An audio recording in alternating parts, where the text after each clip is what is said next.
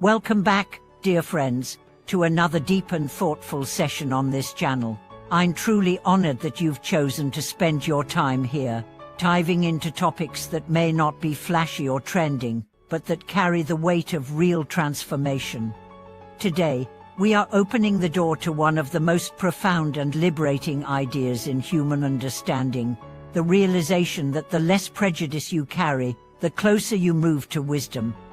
Let that settle in. It may sound simple, but it holds within it the key to deeper relationships, clearer thinking, and a more peaceful life.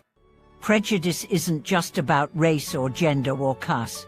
It's about the assumptions we carry into every conversation, every choice, every judgment. It's the voice in our heads that says, "I already know what this is," before we even listen.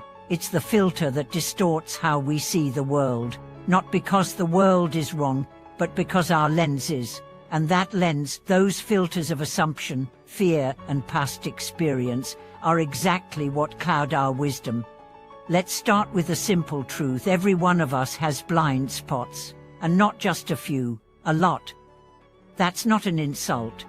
It's part of being human. Our brains are wired to categorize, to jump to conclusions, to make fast decisions based on patterns. This kept us alive in the wild, but in a complex, relational world, these snap judgments often do more harm than good. They limit our ability to connect, to learn, to evolve. Take a conversation, for example. You meet someone new. Within seconds, your mind starts scanning. Do they look like someone I trust? Do they sound like someone I admire? Are they part of my tribe, or are they different? All this happens subconsciously, and before you've even had a meaningful exchange, you've already built a mental script for who this person is. That's prejudice, not in the hateful sense, but in the assumptive one. And once that script is written, it becomes incredibly hard to rewrite. Now imagine what happens when you strip away those scripts. Imagine approaching each person, each idea, each experience with fresh eyes, not naive, but open, not ignorant, but curious. That's the space where wisdom begins to grow. Because wisdom doesn't live in certainty, it lives in humility. It lives in the willingness to say, maybe I don't know, maybe I need to listen. Maybe there's something here I haven't considered. And that kind of humility takes courage. It's far easier to judge than to understand. Far easier to criticize than to empathize. Far easier to close the door than to leave it open and admit that someone else's truth might be as valid as your own. But when you do leave that door open, something incredible happens. You grow, not just intellectually, but emotionally. Spiritual lie, relational lie. You become a safer person to talk to, a better partner, a wiser parent, a more trustworthy friend. Let's take a moment to look at how this shows up in everyday life. Think about the last time you disagreed with someone. Maybe it was a political argument, or a family debate, or a clash at work. Did you really listen to the other person, or were you waiting for your turn to talk? Were you open to being influenced, or were you defending your position like a fortress under siege? Most of us defend. It's our default. We don't want to be wrong. We don't want to feel foolish. We don't want to let go of the comforting illusion that we've got it all figured out. But here's the twist. Letting go of that illusion is where wisdom starts. Because only when you admit what you don't know can you begin to learn what you need to know. Now let's expand the lens a bit. Imagine this not just as an interpersonal skill, but as a life strategy. The people who make the best decisions, who rise in leadership, who build lasting legacies, they aren't the ones who cling to old ways. They're the ones who constantly ask, what am I missing? What don't I see? They're the ones who seek out opposing views, who invite challenge, who are willing to change their minds when better information appears. That's not weakness. That's strength.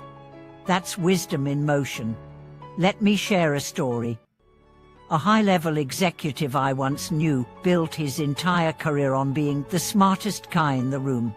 He prided himself on having all the answers, on outdebating everyone, on never being caught off guard.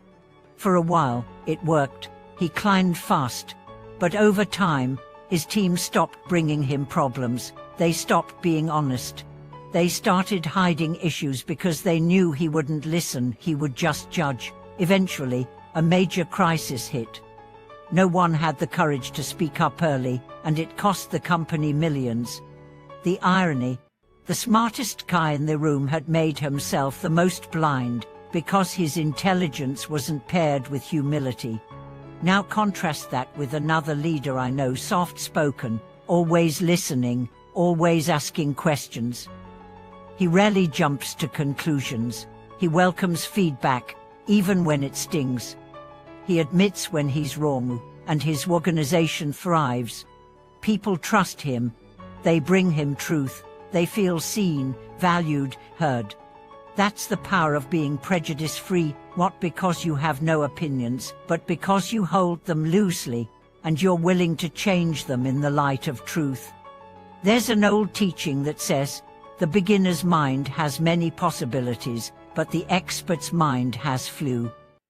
When you let go of the need to be an expert, you open yourself to the full spectrum of human experience. You stop needing to win arguments and start cultivating understanding. You stop seeking validation and start seeking truth. And that's where wisdom lives.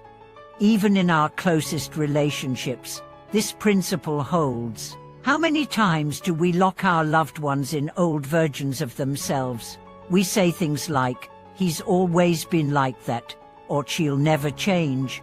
But people do change, especially when they're believed in, especially when they're seen not through the fog of history, but with the clarity of the present.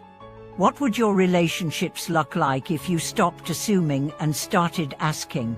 If you stopped labeling and started learning? If you stopped defining people by their worst moments and started seeing them through the lens of potential? The answer is simple. They would deepen.